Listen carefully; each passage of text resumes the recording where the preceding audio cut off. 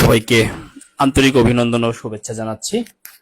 আমরা হাঁটি হাঁটি পা পা করে আজকে 11তম লেকচারে চলে আসছি এবং মুক্তিযুদ্ধ পরবর্তী যে ঘটনাবলী সেখানকার আলোচনায় আমরা চলে আসছি। আচ্ছা,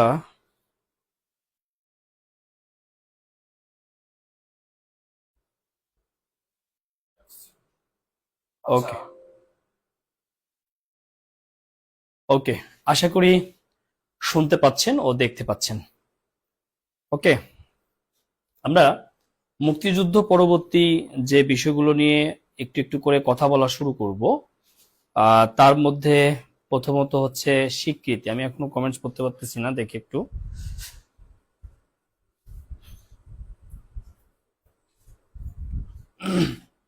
অনেকগুলো ইম্পর্টেন্ট বিষয় থাকবে যে বিষয়গুলো গত 15-16 বছরে পড়াইনি, সেই জায়গাগুলো একটু দেওয়ার চেষ্টা করব। অর্থাৎ সময়ের সাথে সাথে বা রাষ্ট্রের পরিবর্তনের সাথে সাথে সেই জায়গাগুলো একটু দেওয়ার চেষ্টা করব। আচ্ছা, পরিবর্তনের সাথে সাথে কিছু জায়গার পরিবর্তন নিয়ে আসতে হয়, এটাই হচ্ছে বাস্তবতা। সেই বাস্তবতার নিরীক্ষে আমি আপনাদেরকে কিছু বিষয় দেখাবো। আচ্ছা, আগে হচ্ছে স্বীকৃতি, যেটা অ্যাজ ইউজুয়াল আপনি জানেন যে স্বীকৃতি স্বীকৃতি ব্যাপারটা হচ্ছে প্রথম স্বীকৃতি দেয় ভুটান। এটা আমরা মোটামুটি এখন প্রতিষ্ঠিত সত্য।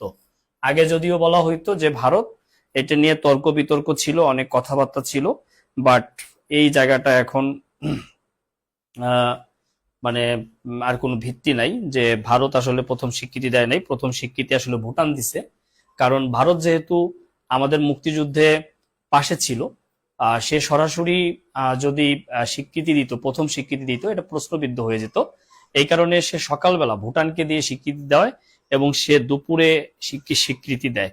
অতএব এটাই হচ্ছে প্রতিষ্ঠিত সত্য। এবং ভুটান রেডিও যোগে এই স্বীকৃতিটা দেয়, রেডিওর মাধ্যমে, রেডিও যোগে এই স্বীকৃতিটা ভুটান দেয়, রেডিও যোগে, রেডিওর মাধ্যমে এই স্বীকৃতিটা ভুটান দিয়েছে। তো এটা আমরা জানি। হ্যাঁ, ওকে। আচ্ছা, এরপরে হচ্ছে প্রথম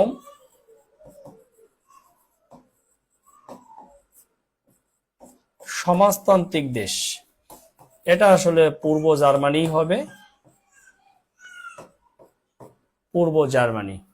হ্যাঁ, এই জায়গাটা আমরা পূর্ব জার্মানি পড়ব, ঠিক আছে। এটাই বাংলাদেশকে স্বীকৃতি প্রদানকারী প্রথম দেশ, পূর্ব জার্মানিটা। আর আমরা যেখানে কনফিউজড হই যে আসলে পূর্ব জার্মানি না পোল্যান্ড বাংলাদেশকে প্রথম স্বীকৃতি দিছে, সেটা নিয়ে একটা কনফিউশন সৃষ্টি হয়। কিন্তু আমাদেরকে মাথায় রাখতে হবে পূর্ব জার্মানি দিয়েছিল 11ই জানুয়ারি 1972, আর পোল্যান্ড দিয়েছিল 12ই জানুয়ারি 1972। অতএব যে ব্যাপারটি হয়েছিল এখানে, আমাদেরকে অবশ্যই পোল্যান্ডের আগে পূর্ব জার্মানি কথাটা মাথায় রাখতে হবে, তাইলে কিন্তু আমাদের এই জায়গাটা হয়ে যায়। আর একটা কথা, সেটা হচ্ছে প্রথম মুসলিম দেশ, প্রথম মুসলিম, আবার আমরা বলতে পারি অনারব, মানে আরো আরব না, অনারব। এইটা হলো সেনেগাল। সেনেগাল আফ্রিকার দেশ, সেনেগাল প্রথম মুসলিম দেশ, ঠিক আছে। ওকে, এই জায়গাটা আমরা একটু ক্লিয়ার হই। আমি কনফিউশনের জায়গাটা শুধু ক্লিয়ার করব, বাকিগুলো আপনাদেরকে পড়ে নিতে হবে। যেমন যদি বলে এশীয় মুসলিম দেশ, হ্যাঁ, যদি বা আমি আরবে আগে যাই, হ্যাঁ, যে প্রথম আরব দেশ, প্রথম আরব দেশ, প্রথম আরব দেশ হচ্ছে ইরাক। এখন যদি বলা হয় প্রথম মধ্যপ্রাচ্য দেশ, প্রথম মধ্যপ্রাচ্য দেশ, এইখানে একটা কনফিউশন আছে। সেটা হচ্ছে কনফিউশন না, এটা একটা প্রচলিত ভুল। আসলে প্রশ্নটা যেভাবে আছে প্রথম মধ্যপ্রাচ্য দেশ, এইটা সব জায়গায় দেওয়া আছে ইরাক। হ্যাঁ, আমিও আপনার সাথে একমত, কারণ ইরাক মধ্যপ্রাচ্যের দেশ। কিন্তু মাথায় রাখতে হবে ইসরায়েলও কিন্তু মধ্যপ্রাচ্যের দেশ। এখন যেহেতু আমরা ইসরায়েলেরটা গ্রহণ করিনি, অ্যাকসেপ্ট করিনি, ইসরায়েল হচ্ছে সবার প্রথম স্বীকৃতি দেয় মধ্যপ্রাচ্য থেকে, তাইলে যদি কখনো এরকম টেকনিক্যাল প্রশ্ন চলে আসে যে মধ্যপ্রাচ্যের প্রথম স্বীকৃতিদানকারী দেশ কোনটি, এবং অপশনে যদি ইসরায়েল থাকে, ডেফিনেটলি ইসরায়েল দিতে হবে। কিন্তু ইসরায়েলের স্বীকৃতি আমরা গ্রহণ করিনি, তার মানে ইসরায়েল আমাদের স্বীকৃতি দেয়নি, গ্রহণ করিনি মানে এটা ডিসমিস, এই জন্য ইরাক উত্তর হয়। কিন্তু যদি কখনো এরকম কোনো কমপ্লেক্স সিচুয়েশন বা জটিল সিচুয়েশনে আপনি পড়েন যে ইরাক না ইসরায়েল, তাহলে অবশ্যই উত্তর কিন্তু ইসরায়েল হবে। আমি গ্রহণ করি আর না করি, আমাকে প্রথম স্বীকৃতি দিয়েছে ইসরায়েল, এই কথাটা মনে রাখতে হবে। ওকে, আরেকটা হলো এশীয় মুসলিম দেশ।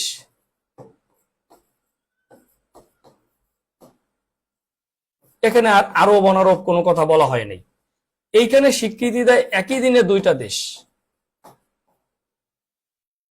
একই দিনে দুইটা।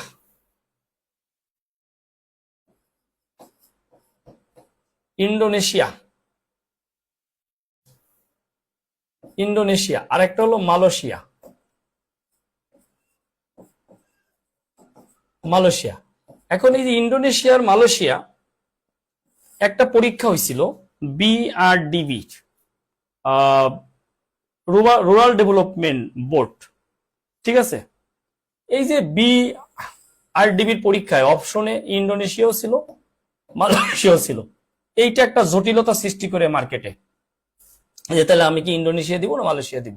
এটা আসলে জটিলতার কিছু নাই, আপনাকে মাথায় রাখতে হবে এরকম যদি একদম একই উত্তর, মানে দুইটাই সঠিক উত্তর হয়, সেই ক্ষেত্রে করণীয় কি। সেই ক্ষেত্রে করণীয় অনেকগুলো করণীয় আছে।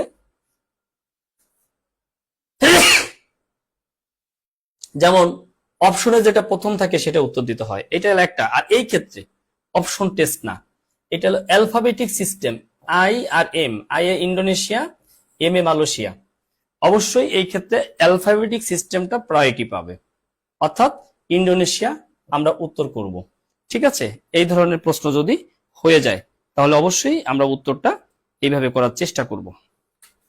ওকে, তাহলে আশা করি আমার কথা বুঝতে পেরেছেন। আচ্ছা, এবার আমরা একটা জায়গায় যাব, সেটা হচ্ছে স্বাধীন বাংলা ফুটবল। দেখেন, আমরা মুক্তিযুদ্ধের কিছু জায়গা বাড়াচ্ছি। কেন বাড়াচ্ছি? কারণ মুক্তিযুদ্ধের অনেক জায়গা থেকে, যে জায়গা থেকে বিগত 15-16 বছর টানা অনেক প্রশ্ন আসছে, এরকম অনেক জায়গা থেকে মানে প্রশ্ন এবার আসবে না। যেহেতু অনেক জায়গা থেকে প্রশ্ন হবে না, সেহেতু কিছু জায়গা আমাদের বাড়াইতে হবে। প্রবাবল যে জায়গাগুলো আছে, সম্ভাব্য যে জায়গাগুলো আছে, সেই জায়গাগুলো কিন্তু আমাদেরকে বাড়াতে হবে। তাহলে স্বাধীন বাংলা ফুটবল, স্বাধীন বাংলা ফুটবল কবে গঠিত হয়? এটার গঠন, স্বাধীন বাংলা ফুটবল 24শে জুলাই 1971।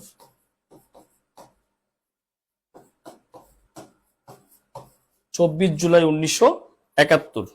ওকে ভাই, মধ্যপ্রাচ্যের দেশ থাকলে ইরাক হবে। আমি আবারও বলি, আই রিপিট, মধ্যপ্রাচ্যের দেশ বললে ইরাক হবে। কিন্তু যদি কখনো অপশনে ইসরায়েল থেকে যায় এবং ইরাকও থাকে, সেই ক্ষেত্রে বুঝতে হবে প্রশ্নটা খুব জটিল করে করছে। যিনি প্রশ্ন করছে সেইটা খুব জটিল করে প্রশ্নটা তিনি করছে, কারণ ইসরায়েলের প্রশ্নই এখানে নাই। কারণ ইসরায়েল স্বীকৃতি দিলেও আমরা অ্যাকসেপ্ট করিনি, কিন্তু অপশনে ইসরায়েল আর ইরাক থাকলে ইসরায়েল উত্তর দেওয়া লাগবে, কারণ আমি অ্যাকসেপ্ট করি আর না করি, সে প্রথম স্বীকৃতি দিছে আমাকে। ওকে ওকে, এবার আসেন আমরা যে জায়গাটা যাওয়ার চেষ্টা করি, সেটা হচ্ছে এই দলের অধিনায়ক কে ছিল?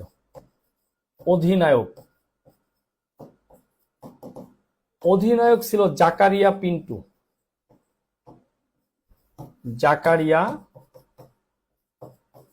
পিন্টু। স্বাধীন বাংলা ফুটবল এই টিমের অধিনায়ক ছিল জাকারিয়া পিন্টু। ভারত কি তাহলে স্বীকৃতি দেয়নি? হ্যাঁ, ভারত ভুটানের পরে স্বীকৃতি দিয়েছে। ভাই বুঝলাম না, ভারত ভুটানের পরে স্বীকৃতি দিয়েছে, কনফিউজড কেন? আমি কনসেপ্ট ক্লিয়ার করার চেষ্টা করেছি আপনাদেরকে। আচ্ছা, এখন গতদিন আপনাদেরকে বিভিন্ন খেতাবগুলো পড়াইছিলাম, এই খেতাবে কিছু জায়গা আমি অ্যাড করে দিতে চাই, খেতাবে কিছু জায়গায় অ্যাড করে দিতে চাই। এই হ্যাঁ, বীরশ্রেষ্ঠ পড়াবেন না? বীরশ্রেষ্ঠ তো পড়াইছি। তাই গতদিন বীরশ্রেষ্ঠ পড়াই নেই? গতদিন বীরশ্রেষ্ঠ পড়াই নেই? বলেন বলেন, গতদিন বীরশ্রেষ্ঠ পড়াইছি তো। খেতাবের জায়গা যদি আমরা বলি যে এমনিতে আমরা পড়ি যে 7 জন বীরশ্রেষ্ঠ, অমুকজন বীর প্রতীক, অমুকজন হচ্ছে বীর বিক্রম, অমুকজন হচ্ছে আহ আহ, এগুলো আমরা পড়ি, তাই না? আচ্ছা, যদি আমরা এগুলো পড়ি, আচ্ছা খেতাব আমি পড়াবো, ওকে ওকে ওকে, আর কমেন্টস এর দরকার নাই। আচ্ছা, খেতাব, বীরত্ব সূচক খেতাব, এটা 15ই ডিসেম্বর 1973 এটা প্রদান করা হয়।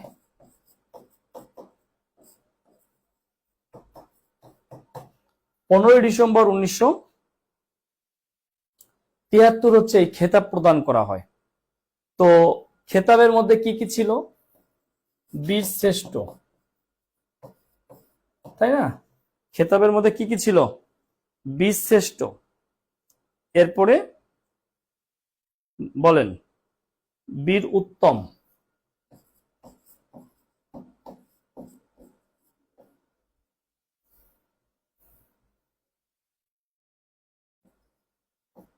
বীর উত্তম, তারপরে বীর বিক্রম, বীর প্রতীক। আচ্ছা, বীরশ্রেষ্ঠ 7 জন, এইটা নিয়ে কোনো ঝামেলা নাই। বীর উত্তম 68 জন, এইটা নিয়েও একটা ঝামেলা আছে, ক্লিয়ার করি। বীর বিক্রম 175 জন, আর বীর প্রতীক 426 জন। এখন এই কনফিউশন গুলো বা প্রবলেম গুলো আমি একটু দূর করে দিচ্ছি। বিগত সরকার যুদ্ধ অপরাধের দায়ে এখান থেকে একজনের বীর উত্তম খেতাব বাতিল করছে, অর্থাৎ 67 জন। এখান থেকে একজনের বাতিল করছে, অর্থাৎ 174 জন। এখান থেকে বাতিল করছে, অর্থাৎ 424 জন। যেহেতু নতুন করে কোনো এইটা নিয়ে আর কোনো চেঞ্জ আসে নাই, বা এটা নিয়ে কোনো বক্তব্য পেশ করে নাই, বা এটা নিয়ে আর কোনো বক্তব্য দেওয়া হয় নাই, সেহেতু বীর উত্তম 67, বীর বিক্রম 174, আর বীর প্রতীক 424, এগুলোই সঠিক, এগুলোই সঠিক। সেহেতু এগুলোই সঠিক। হ্যাঁ, আর যদি কোনো চেঞ্জ আসে, বর্তমান সরকার যদি যাদের যুদ্ধ অপরাধের দায়ে বাতিল হয়েছে খেতাব, তাদেরটা যদি ফিরিয়ে দেয়, তাহলে আবার আমরা যোগ করব। আপাতত এটাই আমরা পড়লাম। হ্যাঁ, আপাতত এটাই আমরা পড়লাম। 67, অর্থাৎ 7, 67, 174, 424, 7 জন বীরশ্রেষ্ঠ, বীর উত্তম 67 জন, বীর বিক্রম 174 জন, বীর প্রতীক 424 জন। ওকে, তাহলে এই জায়গাটা ক্লিয়ার। আমরা আজকে নতুন করে আমি আপনাদেরকে যে জায়গাটা পড়াবো, সেই জায়গাটা কিছু কিছু তথ্য আপনাদেরকে পড়াবো, যে তথ্যগুলো আপনারা কখনোই পড়েন নাই, কখনোই আপনাদের কালেকশনে ছিল না, বা এখনো আপনাদের কালেকশনে হয়তো বা নাই। কিছু কিছু জিনিস আমি আপনাদেরকে পড়াবো। যেমন খেতাবপ্রাপ্ত মুক্তিযোদ্ধাদের, দেখেন, খেতাবপ্রাপ্ত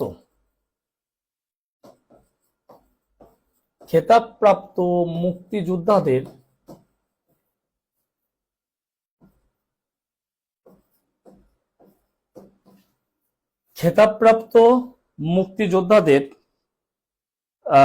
আর্থিক পুরস্কার ও সনদপত্র প্রদান করা হয় কবে? আর্থিক পুরস্কার ও সনদ প্রদান করা হয় কবে থেকে? কবে থেকে এই কাজটা শুরু করলো, তাই না? কবে থেকে এই কাজটা শুরু করলো? ওকে, তাইলে আমরা এটা লিখবো 2001 সালের 7ই মার্চ। 7ই মার্চ 2001। হ্যাঁ, 7ই মার্চ 2001 থেকে এইটা প্রদান করা শুরু করা হলো।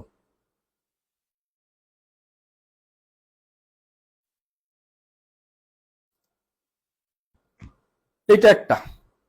আর একটা হলো বীরত্ব সূচক খেতাবদের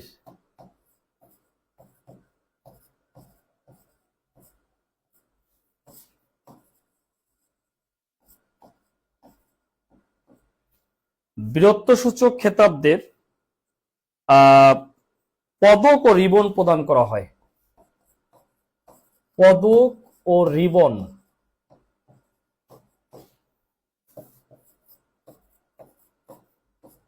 প্রদান করা হয় কবে? পদক ও রিবন প্রদান করা হয় কবে? ওকে, তাহলে দেখেন আমরা হাই হাই পদক ও রিবন প্রদান করা হয় কবে? একটু খেয়াল করেন, এই জায়গাটা 1992 সালের 15ই ডিসেম্বর। 1992 সালের 15ই ডিসেম্বর।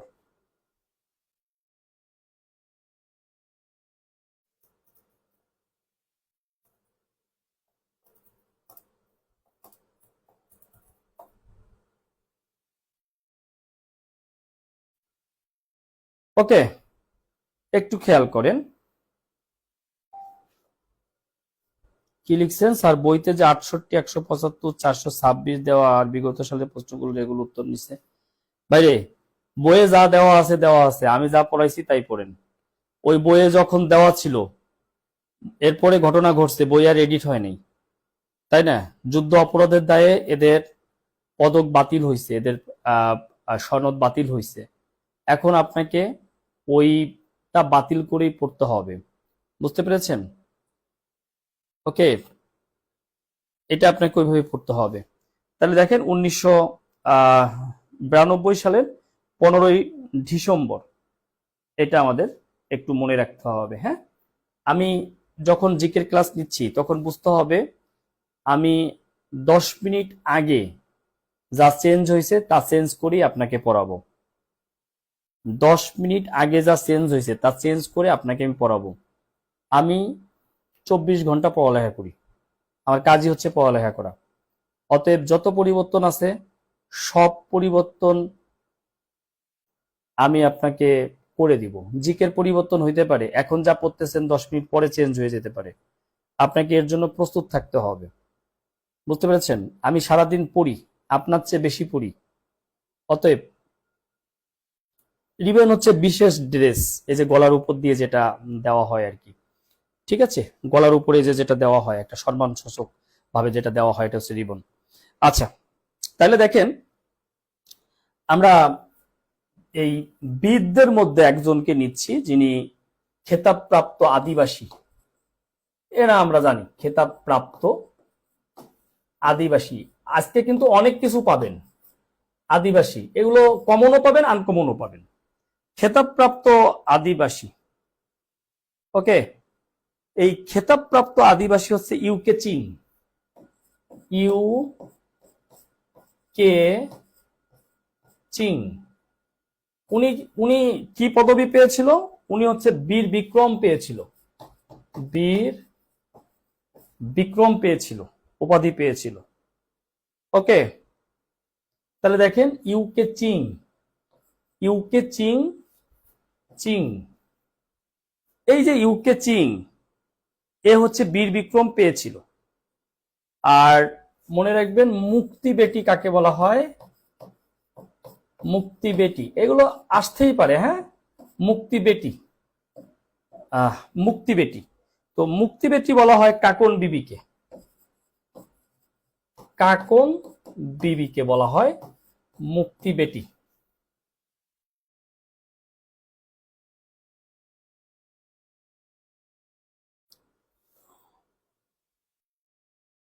আচ্ছা, কি হয়েছে বুঝলাম না।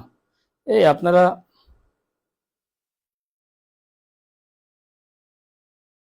ও জিআই পণ্য, আচ্ছা আচ্ছা, এর মধ্যে আমরা জিআই এ না ঢুকি, জিআই নিয়ে ঝামেলা আছে। আপনি বইপত্রে যা পড়ছেন ওই কটা জিআই না। অনেকে মনে করছে আমরা আবেদন করলেই ওটা জিআই ভুক্ত হয়ে গেছে, ব্যাপারটা কিন্তু তা না। যাই হোক, একটার মধ্যে আর একটা ঢুকায়েন না, ঠিকই বলছো। মুক্তি বেটি, এটা হলো কে? কাকন বিবি। আর বীর প্রতীক খেতাবপ্রাপ্ত মহিলা, বীর প্রতীক খেতাবপ্রাপ্ত মহিলা, বীর প্রতীক খেতাবপ্রাপ্ত মহিলা ক্যাপ্টেন ডক্টর সেতারা বেগম,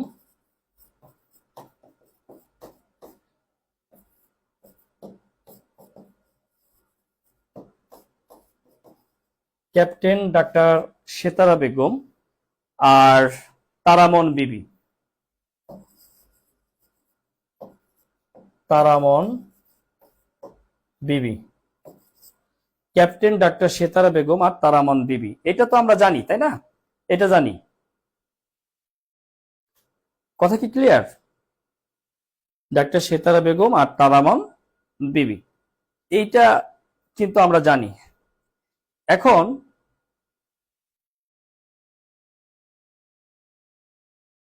আরো কিছু তথ্য দিচ্ছি, এগুলো মোটামুটি আমাদের জানা আছে। যেমন বিদেশি বন্ধুদের প্রদত্ত সম্মাননা, আমরা বিদেশিদেরকে যা দিয়েছি, বিদেশি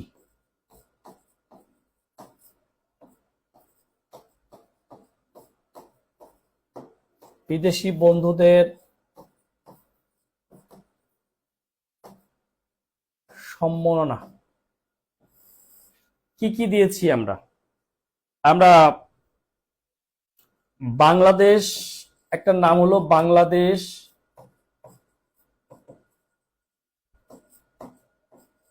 স্বাধীনতা সম্মাননা, এইটা আমরা একজনকে দিছি। নাম কি? পুরস্কারের বাংলাদেশ স্বাধীনতা সম্মাননা। এইটা আমরা শুধু ইন্দিরা গান্ধীকে দিয়েছি, ইন্দিরা গান্ধীকে দিয়েছি বাংলাদেশ, হ্যাঁ, স্বাধীনতা সম্মাননা পুরস্কার একজনকেই আমরা দিয়েছি। আর বাংলাদেশ মুক্তিযুদ্ধ,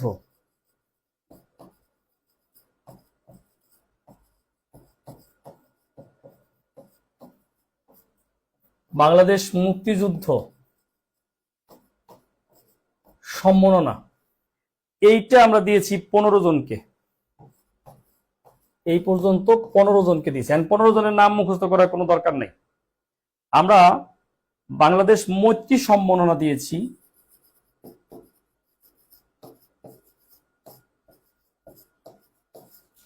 মৈত্রী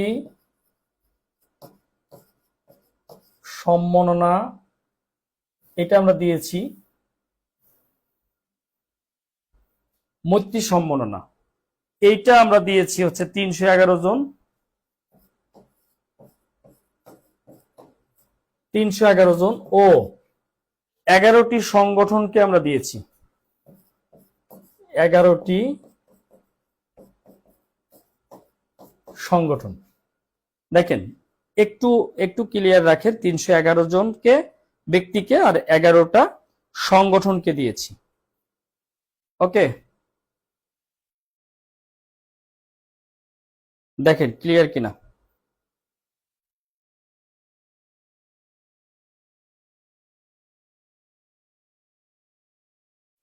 দেখেন ক্লিয়ার হইলে বলেন। আমি অনেক আপনার অজানা তথ্য আজকে দিব, এগুলো জানা তথ্য, এখানে কিছু অজানা ছিল, দিচ্ছি, আরো কিছু দিব, আশা করি ভালো কিছু পাবেন। মুক্তিযুদ্ধ পরবর্তী চেষ্টা করব আজকে একদম জেনারেল এরশাদ পর্যন্ত কিছু দেওয়ার চেষ্টা করব, ঠিক আছে? ওকে ওকে, ওরা বিদেশি সহযোগিতা, সহযোগী দেশ, সাংবাদিকতা, তারপরে তথ্য দিয়ে, তারপরে আর্থিক সম্মান, আর্থিক অনুদান দিয়ে বিভিন্নভাবে সহযোগিতা করেছিল, এইগুলো আমরা দিয়েছি। ওকে, আচ্ছা, সম্মাননা সম্মাননা কোনটা ঠিক করে নেন, ভুল হয়েছে। আচ্ছা দেখেন, এই যে আমাদের বিভিন্ন বাহিনী থেকে কারা কয়জন খেতাব পাইছে, বাহিনী থেকে, যেমন কতজন, এই যে যারা খেতাব পাইছে এর মধ্যে সেনাবাহিনী কয়জন, কেউ বলতে পারবেন? যারা খেতাব প্রাপ্ত এদের মধ্যে সেনাবাহিনী কয়জন? বলেন তো একটু। তারপরে নৌবাহিনী কয়জন? এখন যদি পরীক্ষায় আসে খেতাবপ্রাপ্ত বীরদের মধ্যে সেনাবাহিনী কয়জন ছিল, কি দিবেন তাইলে বলেন তো? বিমান বাহিনী। আগে আমার ক্লাস যারা করছে, একবার এখানে অনেকে আছে একবার দুইবার ক্লাস করছে, তারা মনে মনে গাইলেইতেছে আমারে, শালার ক্লাস করলাম এতবার, এইগুলো তো পড়ায় নাই, দুইবার তিনবার ক্লাস করে ফেলছে এখানে কেউ কেউ আমার আছে। মনে মনে গাইলেন না, এর পরের বারও যদি আমার ক্লাস করেন তাতেও নতুন কিছু পাবেন। বুঝতে পারছেন? মাথার মধ্যে অনেক কিছু নিয়ে ঘুরি, যখন যে জায়গায় যেটা ডেলিভারি দেওয়া দরকার সেই জায়গায় সেটা দিই। বুঝতে পারছেন? ওকে। এই নিয়ে 4 বার বিলকিস, 4 বারে মনে হয় বিলকিস 4 ধরনের ইয়া পাইলো আর কি, মোটামুটি। তো চেষ্টা করি, মানে সাধারণ জ্ঞানের এই জায়গা তো, অনেকেই আবার হচ্ছে টেকনিক টেকনিক পড়াইলে হুবহু কপি করে ক্লাসে গিয়ে বলে দেখেন কত সুন্দর টেকনিক বানাইছি। হ্যাঁ, কত সুন্দর টেকনিক বানাইছি আমি, আমার টেকনিক নিয়ে বানাই দেয়। আমি class every time, every day আমি আমার ক্লাসের চেহারা চেঞ্জ করি। ঠিক আছে, পাগল হয়ে যাবে যদি কেউ ইয়া করতে চায়। বাট সেইটা বলতে চাই যে এইটুকু করতে চাই যে ঘুরাই ফিরে যেমনি হোক, আমি আপনাদেরকে যে কাজটা করব, পরীক্ষায় প্রশ্ন কমন দিব। পরীক্ষার আগে আমরা একটা ম্যারাথন টান দিব সাজেশন আকারে, সেইখানে যা পাবেন সেখান থেকেও কমন পাবেন, টেনশন করার কোনো কারণ নাই। 3জন সেনাবাহিনী, আচ্ছা হয় নাই, আমি বলছি বীরত্ব সূচক খেতাব, আমি তো শুধু ইয়ে বলিনি, হয় নাই। দেখেন সেনাবাহিনী ছিল 288 জন, 288 জন সেনাবাহিনী, 24 জন নৌবাহিনী, 24 জন, একটু লিখে নেন। এই 24 জন নৌবাহিনী। বিমান বাহিনী ছিল 21 জন, 21 জন বিমান বাহিনীর। ঠিক আছে, লিখছেন? আচ্ছা, আমরা আরেকটা লিখে রাখি, সেটা হলো আনসার কয়জন ছিল। আনসার, আনসারদের মধ্যে 14 জন ছিল। বুঝতে পারছেন?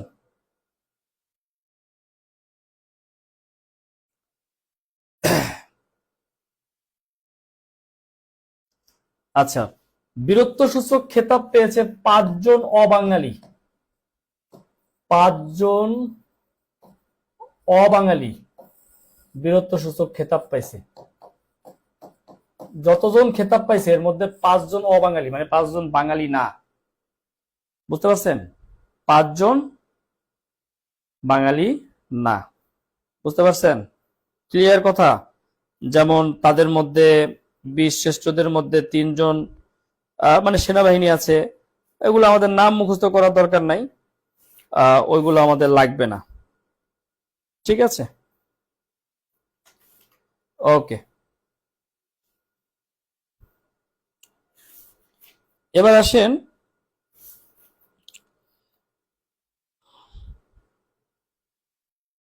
আমরা এখন যেটা পড়বো সেটা হচ্ছে 7 নভেম্বর। 7 নভেম্বর সম্পর্কে আমরা কিছু পড়ার চেষ্টা করব। 7 নভেম্বর জানেন তো? হুম,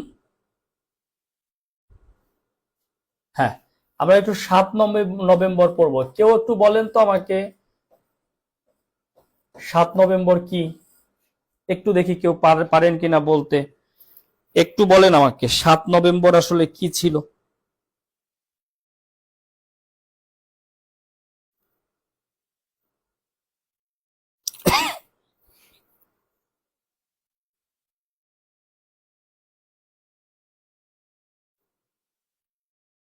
বিদেশি আছে, উপজাতি আছে হাবিবা, বিদেশি উপজাতি সবই আছে। আচ্ছা, আমাকে একটু বলেন 7 নভেম্বর কি ছিল। এটা হলো মুক্তিযুদ্ধ হত্যা ও কালো দিবস। মুক্তিযুদ্ধ হত্যা ও কালো দিবস।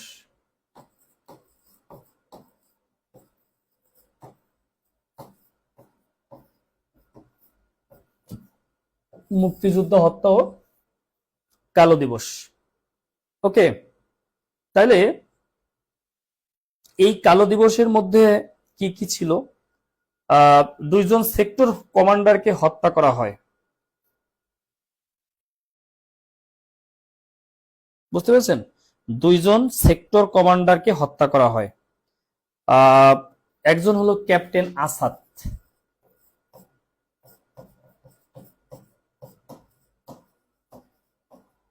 ক্যাপ্টেন আসাদকে হত্যা করা হয়। আরেকজন হলো ক্যাপ্টেন জলিল।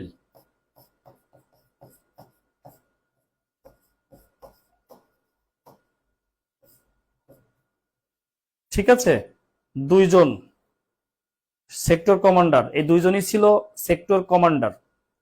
এই সেক্টর কমান্ডারদেরকে হত্যা করা হয় এবং এই একই কার্যালয়ে গুলি করে আরো তিনজনকে হত্যা করে পরবর্তীতে।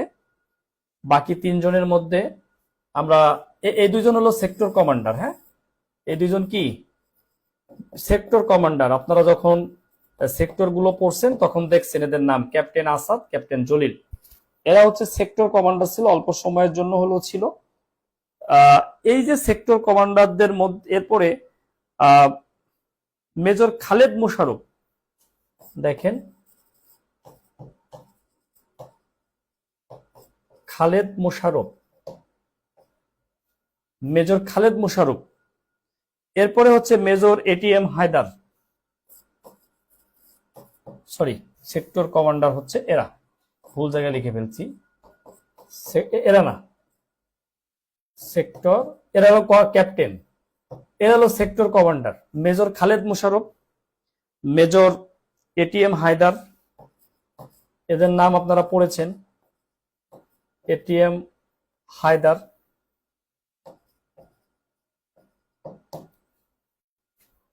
আর একজন হলো কর্নেল হুদা, কর্নেল হুদা, একটু খেয়াল করেন, কর্নেল হুদা।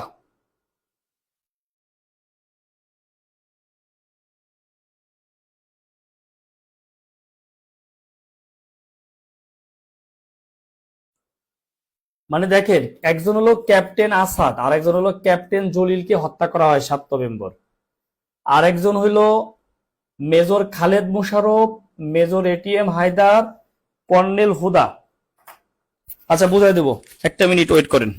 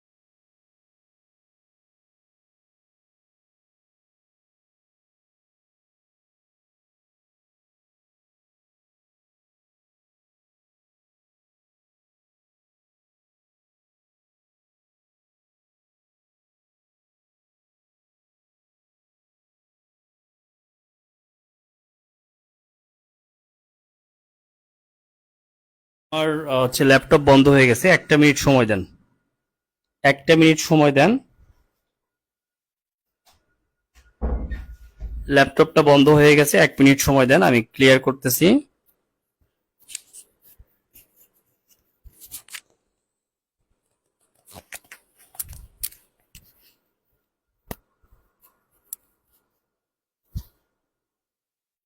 আচ্ছা, ঘুম পায় কেন?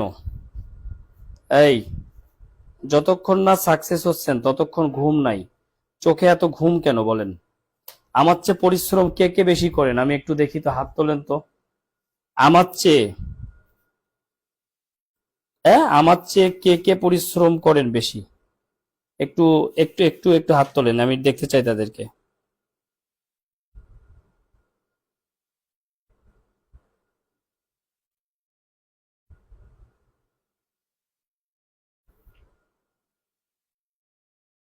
বলেন।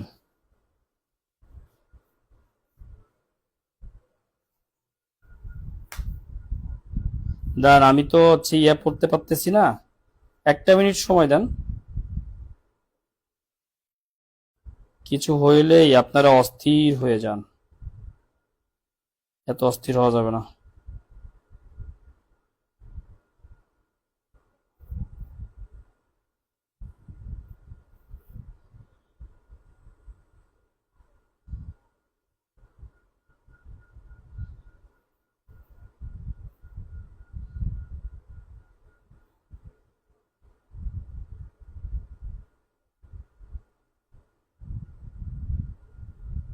1 মিনিট ব্রেক তো হইতেই পারে, তাই না?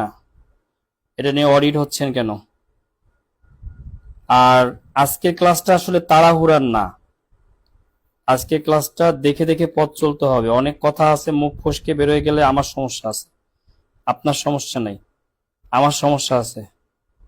বুঝলেন? আমাকে বুঝে শুনে কথা বলতে হচ্ছে, কারণ এই এক জীবনে অনেক ইতিহাস পড়ছি। ছোটবেলায় এক ইতিহাস পড়ছি, বড়ই আর এক ইতিহাস পড়ছি, এখন আর এক ইতিহাস পড়ছি, পড়াইতেছি। বুঝলেন? নাই, কোনো শেষ নাই।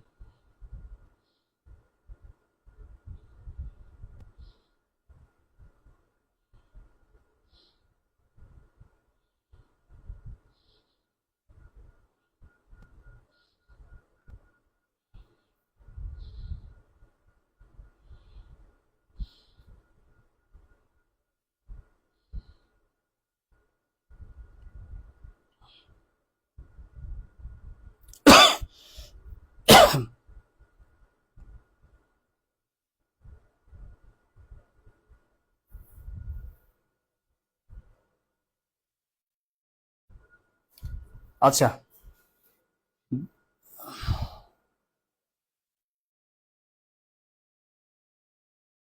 যাই হোক, 2 মিনিট ব্রেক দিছি, সংখ্যা কমে গেছে। আচ্ছা, এই জায়গাটা ক্লিয়ার হন নাই, তাই তো? 7 নভেম্বর মুক্তিযুদ্ধ হত্যা ও কালো দিবস। এই দিন প্রথমত হত্যা করা হয় ক্যাপ্টেন আসাদকে, তারপর হত্যা করা হয় ক্যাপ্টেন জলিলকে, এরপর একই দিনে হত্যা করা হয় sector commander major Khaled Mosharraf, major ATM Haider ও কর্নেল হুদাকে। এই তিনজনকেও হত্যা করা হয়। এরা হলো সেক্টর কমান্ডার ছিল। ঠিক আছে? আচ্ছা, ক্লিয়ার? এটুকু ক্লিয়ার? এটুকু ক্লিয়ার সবাই?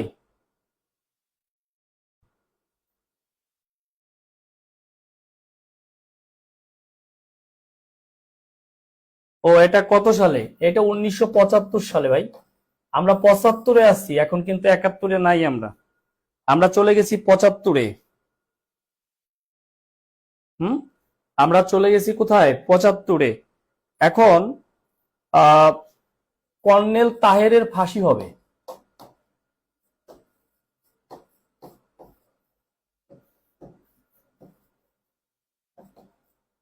কর্নেল তাহেরের ফাঁসি হবে।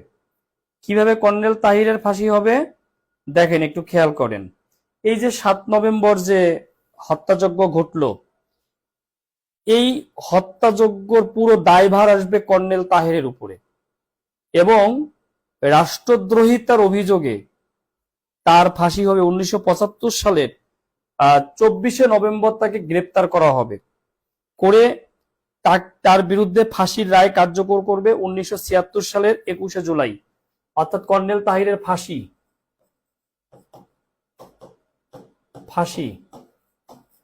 1976 সালের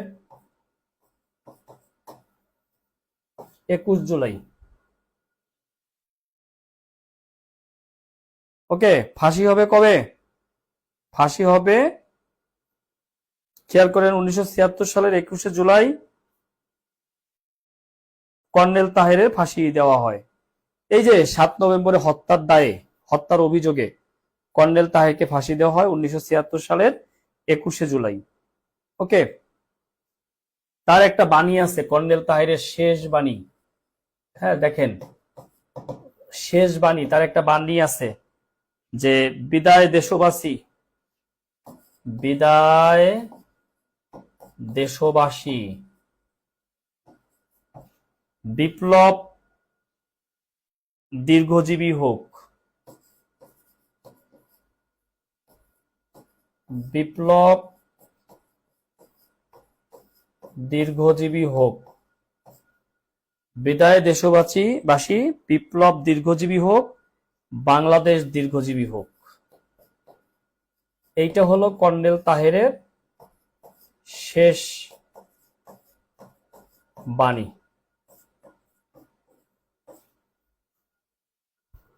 ওকে, একটু খেয়াল করেন, আমরা খুব গুরুত্বপূর্ণ জিনিসগুলো আস্তে আস্তে তুলে নেওয়ার চেষ্টা করতেছি। রাত যত গভীর হবে, গুরুত্বপূর্ণ জিনিস তত বেশি পাবেন। ঘুমায় পড়লে, ঝিমটি আসলে তথ্যগুলো হাতছাড়া হয়ে যাবে। তথ্যগুলো কি হবে? হাতছাড়া হবে। অতএব এই জায়গাগুলো আমরা একটু সতর্কতার সাথে পড়বো। 72, 73, 74 পড়ালেন না স্যার? পড়াবো। যদি গুরুত্বপূর্ণ কিছু থাকে পড়াবো, প্যারা নিয়েন না, ঠিক আছে? আচ্ছা,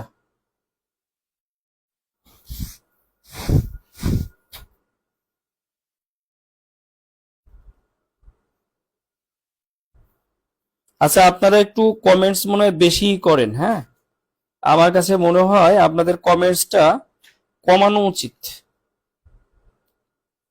আপনাদের কমেন্টসটা কমানো উচিত আমার কাছে মনে হয়। আপনারা অপ্রয়োজনীয়, হ্যাঁ, যদি কোনো প্রশ্ন থাকে তাহলে করবেন। এই কর্নেল তাহের নাকি জিয়াউর রহমানকে বিদ্রোহ করে মুক্ত করেছিলেন, এটা কি সত্যি? বিহাইন্ড দ্য সিন আমি ক্লাসে, ভাই, আমি প্রিলিমিনারির জন্য আপনাদেরকে ইনফরমেশন দিয়েছি। আমি ভাই sorry to say, behind the scene আমি বলবো না এখানে, আমার অনলাইনে এগুলো বলতে সমস্যা আছে।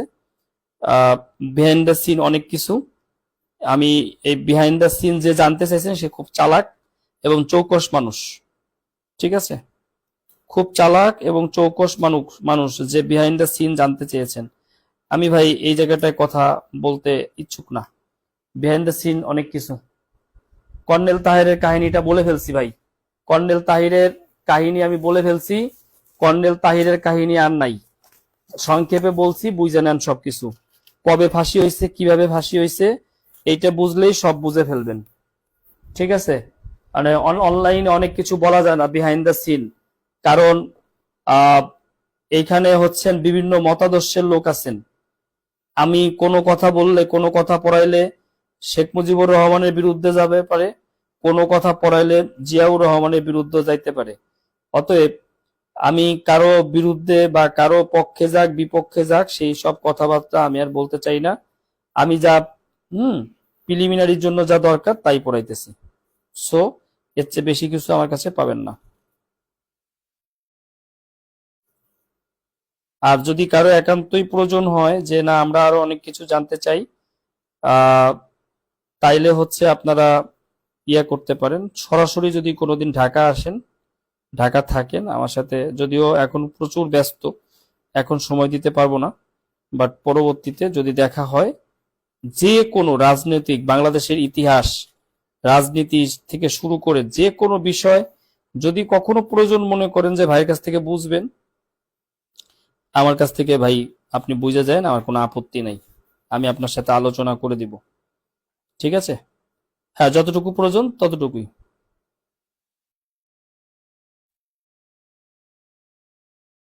আচ্ছা আচ্ছা আচ্ছা, একটু একটু ওয়েট করেন। আজকে ক্লাসটা খুব ঠান্ডা মাথায়, খুব স্লো স্লো নিব। আমাকে অনেক কিছু বাদ দিতে হচ্ছে, আপনারা নিজেরাও বুঝতেছেন যে আমিও খুব চালাকি করে করে পড়াচ্ছি।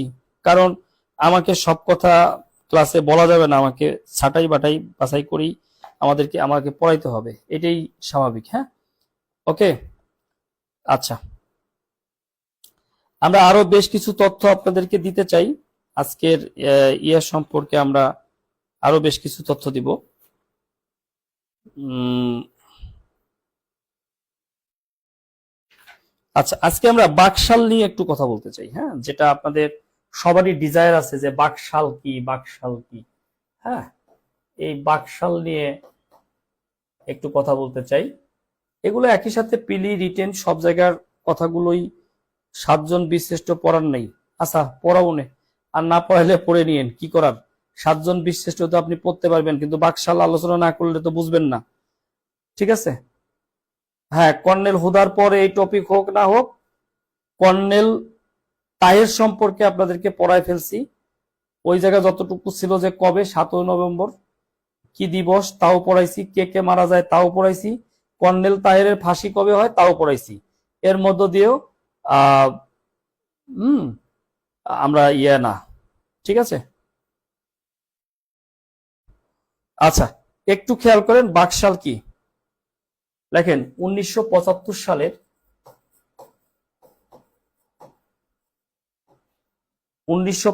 সালের 7 জুন বাকশাল গঠিত হয়। 7 জুন। আমি পিলির তথ্য দিচ্ছি ভাই। ওকে। হ্যাঁ, এখানে বহুত ঘাপলা আছে। দেখেন 1975 সালের 7 জুন বাকশাল গঠিত হয়। 1975 সালের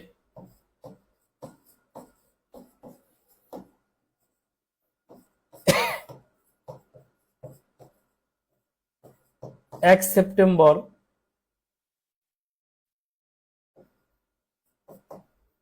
বাকশাল চালু হয়।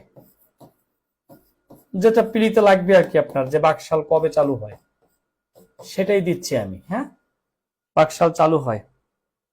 ওকে, তাহলে দেখেন 7 জুন বাকশাল গঠিত হয়, 1975 সালের 1 সেপ্টেম্বর বাকশাল চালু হয়। এই সময় এই বাকশাল সরকারের প্রেসিডেন্ট হন শেখ মুজিবুর রহমান।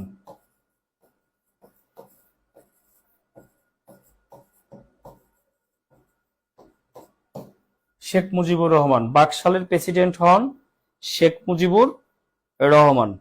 ওকে। আর নির্বাহী কমিটি হয় একটা।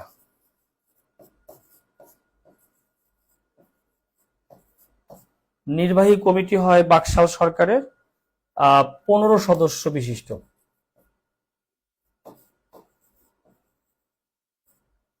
15 সদস্য বিশিষ্ট একটা নির্বাহী কমিটি হয়। আর কেন্দ্রীয় কমিটি হয় 115 সদস্য বিশিষ্ট। কই লিখবো, এখানে লিখি কেন্দ্রীয় কমিটি, এদের থেকে 115 সদস্য। কেন্দ্রীয় কমিটি।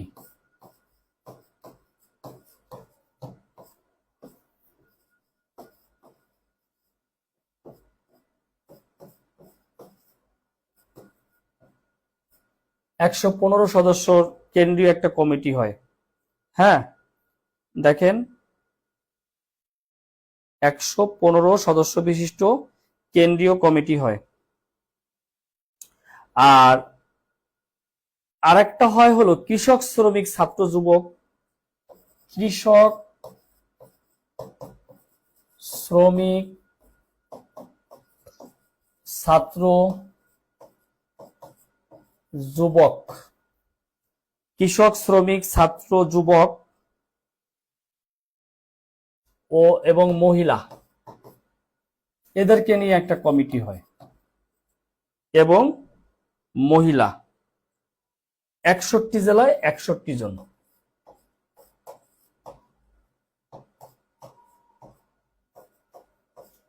61 জেলায় কি 61 জন, এদেরকে বলা হবে গভর্নর। 61 জেলায় 61 জন গভর্নর। এর মধ্যে কি থাকবে? কৃষক থাকবে, শ্রমিক থাকবে, ছাত্র যুবক থাকবে, মহিলা থাকবে। ঠিক আছে, ওকে।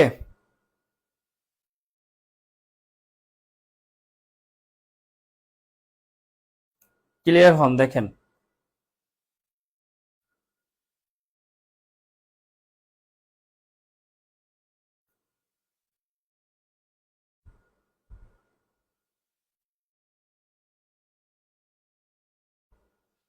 আচ্ছা, এবার এখান থেকে প্রশ্ন আসতে পারে যে বাকশাল গঠন করা হয় সংবিধানের কোন সংশোধনীর মাধ্যমে?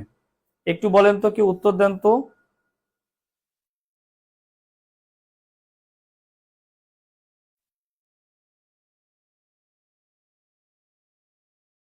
আচ্ছা, একজন প্রশ্ন করছেন যে স্যার আগস্টে তো উনি মারা যান, তাহলে সেপ্টেম্বর থেকে প্রেসিডেন্ট হবেন, এরকম কোনো সিদ্ধান্ত কি আগে হয়েছিল? জি, আগে হয়েছিল। হ্যাঁ, হ্যাঁ, মারা যান তো। উনি তো মারা যাওয়ার আগেই বাকশাল গঠন করছেন। উনি তো মারা যাওয়ার আগে বাকশাল গঠন করছেন 1975 সালের 7 জুন এটা গঠন করলেন। উনি প্রেসিডেন্ট হইলেন, আগস্টে মারা গেলেন, কিন্তু বাকশাল কার্যক্রম শুরু করলো সেপ্টেম্বরে। এখানে গাবলাটা কি আমাকে বলেন? এখানে কোনো গাবলা আছে? বাকশাল 7 জুন হইল, প্রতিষ্ঠা হয়ে গেল। প্রতিষ্ঠা হলে তো প্রেসিডেন্ট কে হবে এটা সিদ্ধান্ত হয়ে গেল। কার্যক্রম না শুরু করছে সেপ্টেম্বরে বাকশালের অন্যরা, কিন্তু আগস্টে তো উনি মারা গেছে। হ্যাঁ, চতুর্থ সংশোধনী সঠিক। লেখেন, চতুর্থ সংশোধনীর মাধ্যমে বাকশাল উত্থাপন হয়, মানে ইয়া হয়, গদ্য গ্রহণ করা হয়।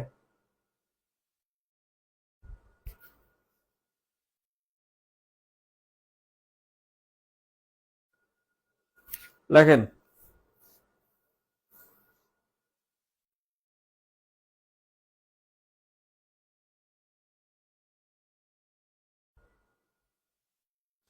মারা যাওয়ার পর চালু হয় নাই এটা।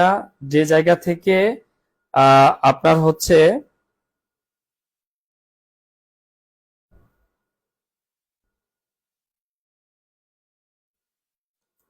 ও আচ্ছা, ও সরি সরি সরি, জানুয়ারি জানুয়ারি জানুয়ারি, জুন লিখছি মনে হয়, জানুয়ারি থেকে, সরি।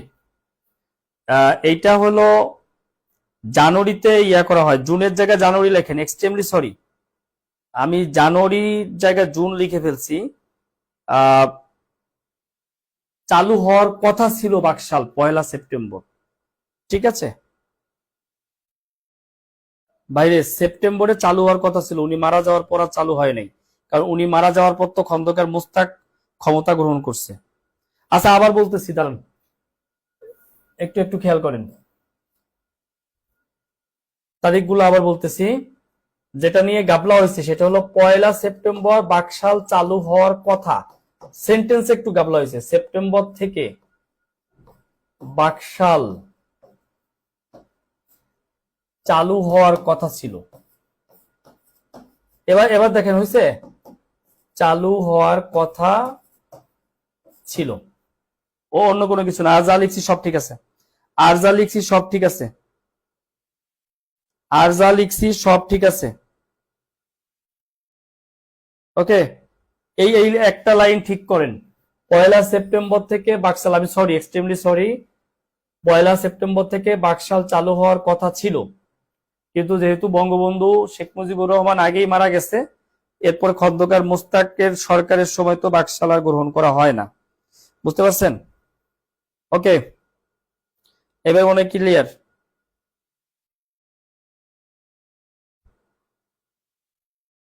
আচ্ছা, বাকশালের মধ্যে কি কি ছিল আমরা একটু সেই সম্পর্কে একটু জানার চেষ্টা করি। বাকশালের মধ্যে কি কি ছিল? একটা হলো জাতীয় ঐক্য। অনেকটা রিটেন বেস পড়ানো হয়ে যাচ্ছে আজকে, যাই হোক, আপনারা তো রিটেনের জন্য ভর্তি হয়েছেন, তাই না? একটা হলো জাতীয় ঐক্য, আর একটা হলো দুর্নীতি দমন।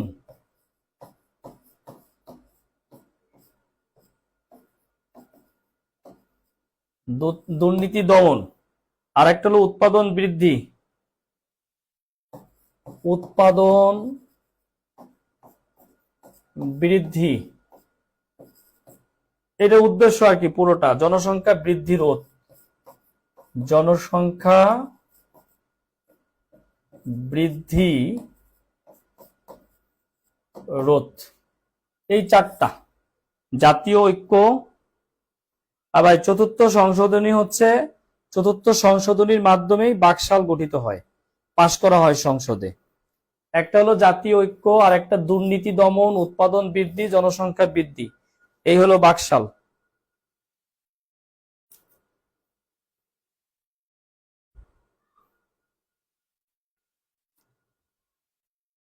লিখছেন?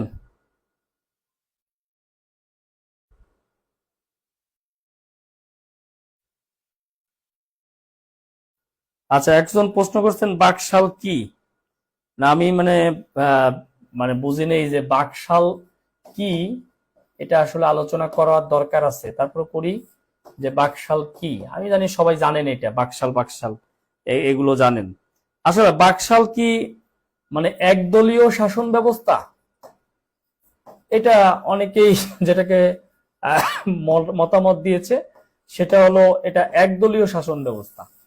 আসলে কি বাকশাল একদলীয় শাসন ব্যবস্থা ছিল কিনা সে, আচ্ছা কি বলছেন, বাংলাদেশ কৃষক শ্রমিক 24 বাকশাল গঠন করে। আচ্ছা একটু দেখেন একদলীয় শাসন ব্যবস্থা কিনা, এটা বাকশালটা কি একদলীয় শাসন ব্যবস্থা কিনা। এইটাকে কেউ বলছে একদলীয় শাসন ব্যবস্থা, আর কেউ বলছে ন্যাশনাল ফ্রন্ট, ন্যাশনাল ফ্রন্ট অর্থাৎ একটা ঐক্য, জাতির একটা ঐক্য বোঝানো হয়েছে এটাকে দ্বারা। আবার আপনি একদলীয় শাসন ব্যবস্থাও বলতে পারেন, যদিও সংসদে বাকশালের পক্ষে 294টি ভোট পড়ে, বিপক্ষে কোনো ভোট পড়ে না। এখন ধরেন আপনার 4 নং উদ্দেশ্য হচ্ছে জনসংখ্যা বৃদ্ধি রোধ। এখন যেটা হয় সেটা হচ্ছে ধরেন বাকশাল খুব খারাপ, আর এই সময় মনে করেন সংসদে কেউই বিপক্ষে ভোট দিল না, একটা দুইটা পাঁচটা ভোট পড়ার দরকার ছিল।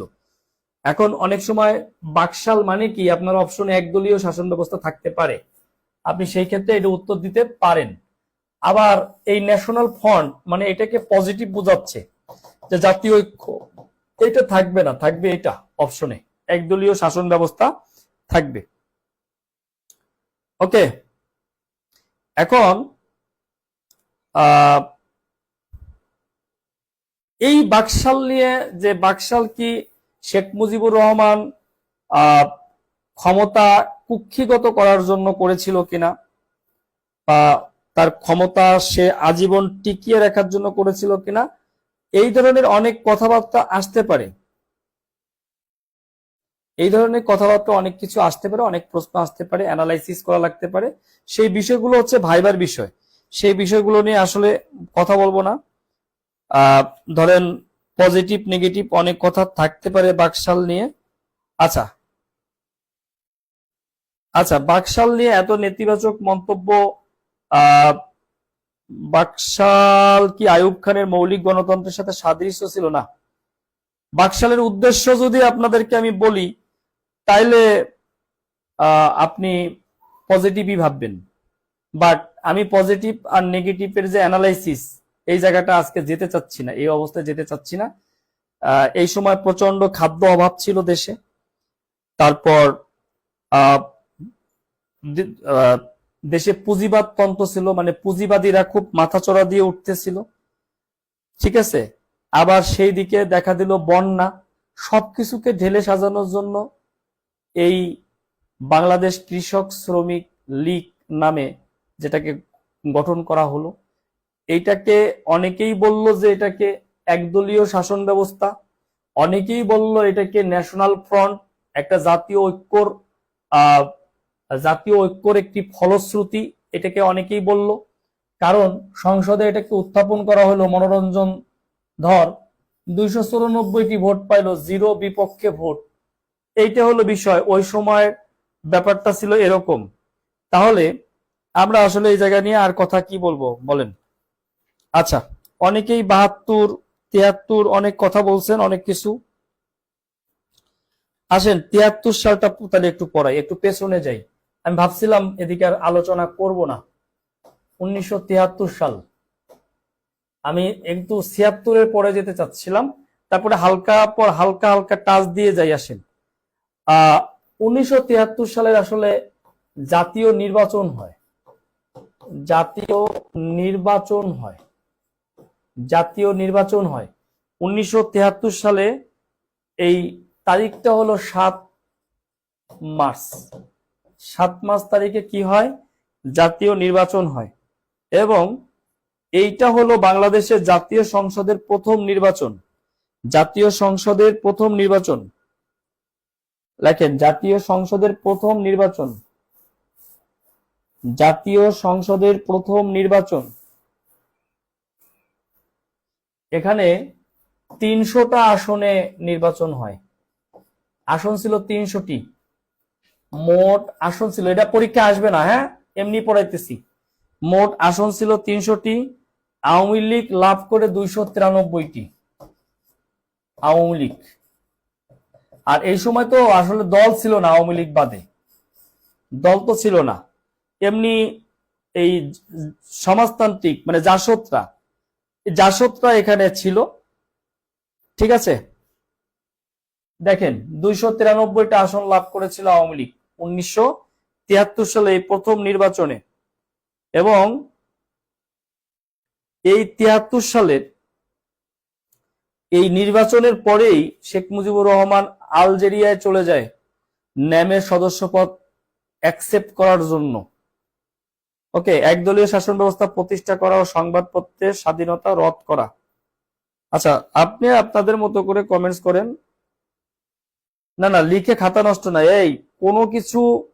এই যে একজন লিখছে বাকশালের মূল উদ্দেশ্য একদলীয় শাসন ব্যবস্থা প্রতিষ্ঠা করা ও সংবাদপত্রের স্বাধীনতা রদ করা। আমিও এটার বিরুদ্ধে কথা বলবো না, পক্ষেও বলবো না, বিরুদ্ধেও বলবো না। ঠিক আছে, ওকে। এখন আসেন আমরা 1974 সালে যে ঘটনাগুলো, যেমন ওআইসিতে যোগদান বাংলাদেশের, এগুলো আপনাকে আন্তর্জাতিক বিষয়ের মধ্যে আমি পড়াবো, ওইগুলার দরকার নাই আপনার। আমরা একটু 75-এর পরে একটু যাই, আসেন।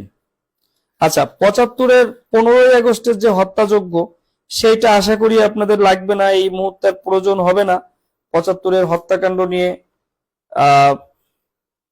কোনো কিছুই লাগবে না, আমি আশাবাদী আর কি, এখান থেকে কোনো কিছু আসবে না। ঠিক আছে, আসেন 75 পরবর্তীতে আমরা চলে যাই।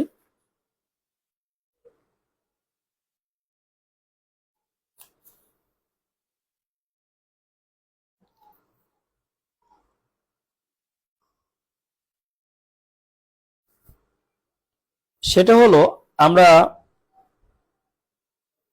একটা হলো ইনডেমনিটি অধ্যাদেশ, এটা কি একটু জেনে নিব আমরা। ইনডেমনিটি অধ্যাদেশ অল্প অল্প পড়বো এই জায়গা থেকে, হ্যাঁ।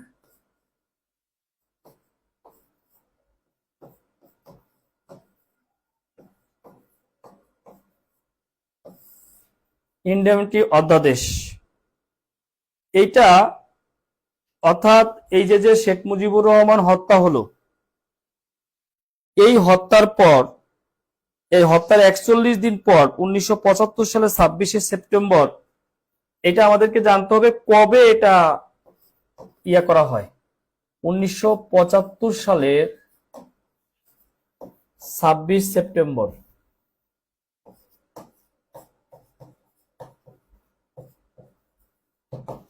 দেখেন এই তারিখটা মুখস্থ রাখেন। অধ্যাদেশ জারি করা হয়, ঠিক আছে, অধ্যাদেশ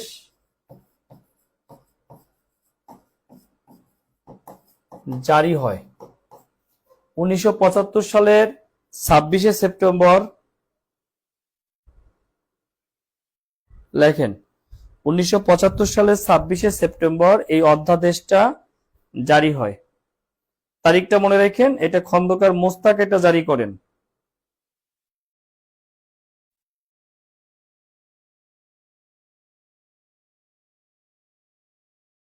ঠিক আছে, অর্থাৎ এই অধ্যাদেশের মূল উদ্দেশ্য ছিল ৭৫-এর 15ই আগস্ট যারা খুন করেছে তারা আসলে খুনি নয়, তারা বিপ্লবকামী ছিল, তারা অভ্যুত্থান ঘটিয়ে একজন স্বৈর শাসকের পতন ঘটিয়েছেন।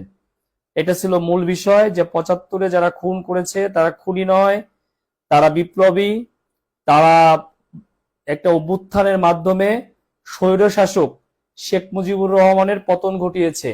এটাই ছিল খন্দকার মোস্তাকের ইন্ডিমিনিটি অধ্যাদেশ। এবং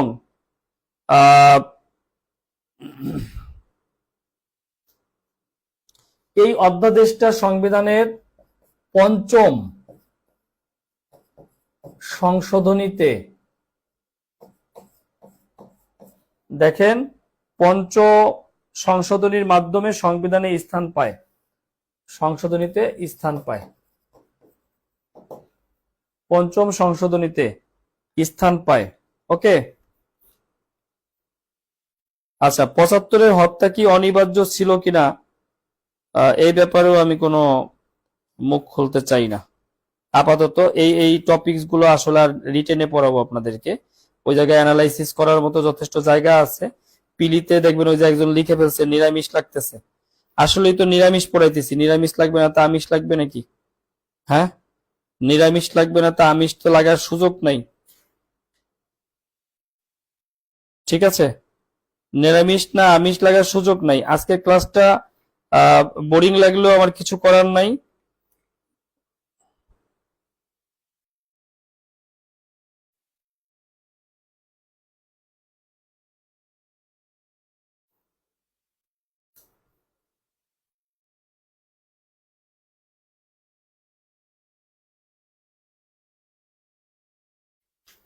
আচ্ছা, আরো কিছু দেওয়ার চেষ্টা করতেছি, একটু ওয়েট করেন। হ্যাঁ, আমি বেছে বেছে আপনাদেরকে এই জিনিসগুলো দিব।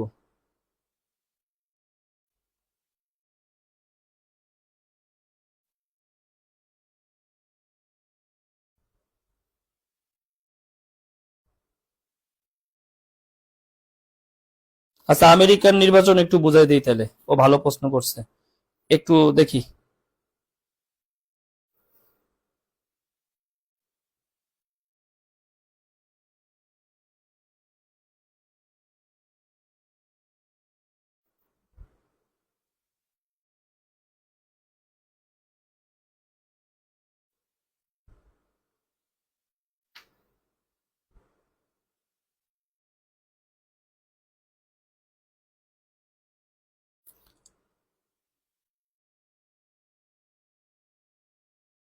আচ্ছা, সঠিক ইতিহাস জানার কোনো বই নাই, যে যে মতাদর্শে সে সেই বই লিখছে, বোঝেন নাই?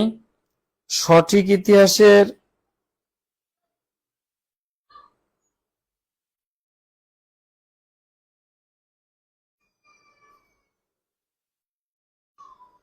আচ্ছা, আর একটা জায়গা আমি আপনাদেরকে একটু দিচ্ছি, এইসব বোরিং জায়গা থেকে একটু বের হয়ে, বিতর্কিত জায়গা থেকে একটু বের হয়ে একটু ভালো জায়গায় নিয়ে যাই, চলেন। একটু সবাইকে ভালো জায়গায় নিয়ে যাই, আসেন। নাকি সবাইকে ভালো জায়গায় নিয়ে যাই, চলেন। আমরা একটু অন্যরকম জিনিস পড়ি। লেখেন, September on Jessore road.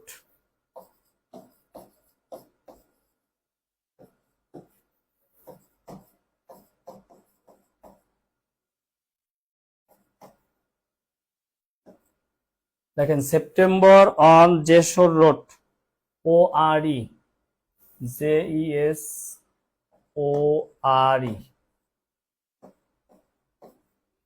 September on Jessore road. দেখেন, সেপ্টেম্বর আমরা জানি যে এটা লেখা হচ্ছে অ্যালেন গিন্সবার্গের, এটা সবাই জানেন, কিন্তু আমি এটা কেন লেখালাম, এটা লেখানোর একটা কারণ আছে।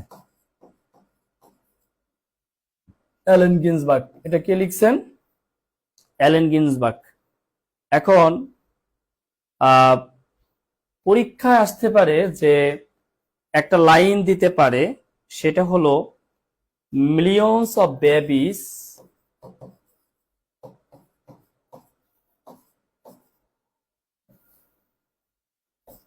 of babies millions of babies watching the skies.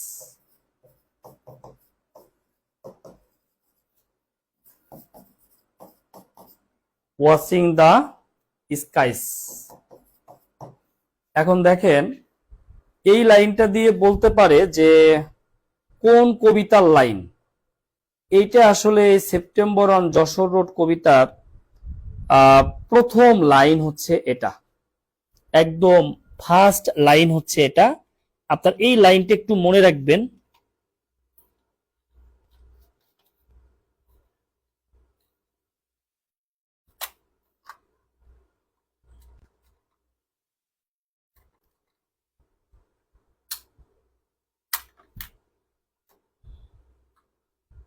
লিখে নেন।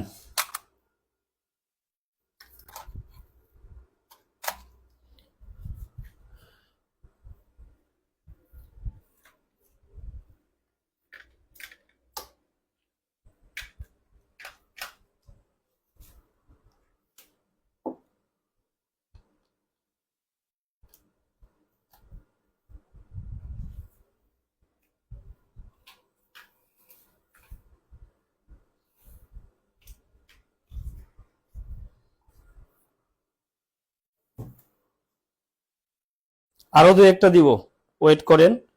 লিখে নেন, লিখে নেন। আর ঘুম আসলে একটু ঘুমান, ঘুমান আর মাঝে মাঝে ক্লাস করেন। হ্যাঁ,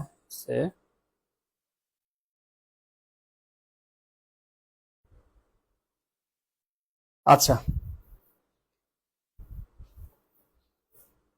আমার মূল সমস্যা হচ্ছে আমি আজকে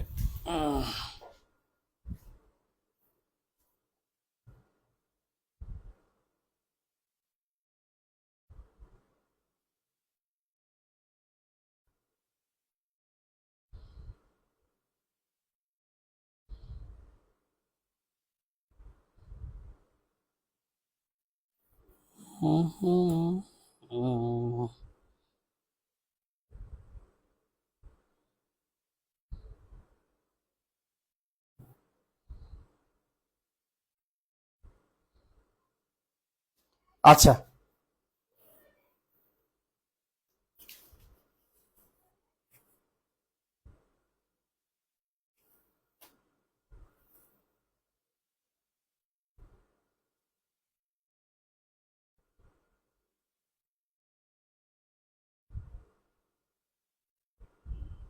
হ্যাঁ, আচ্ছা, আর একটা লাইন লিখবেন আপনারা।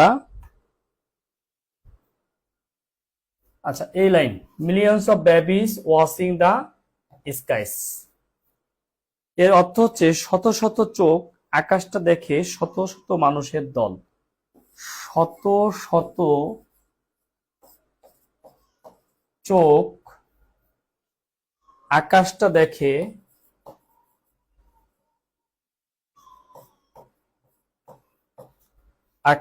দেখে শত শত মানুষের দল।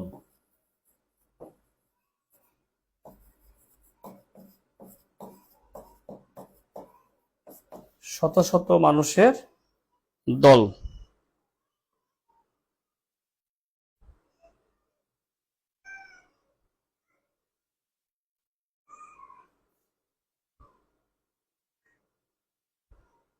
আচ্ছা, আমি আজকে এই পর্যন্তই রাখতেছি। হ্যাঁ, সবাই ভালো থাকেন।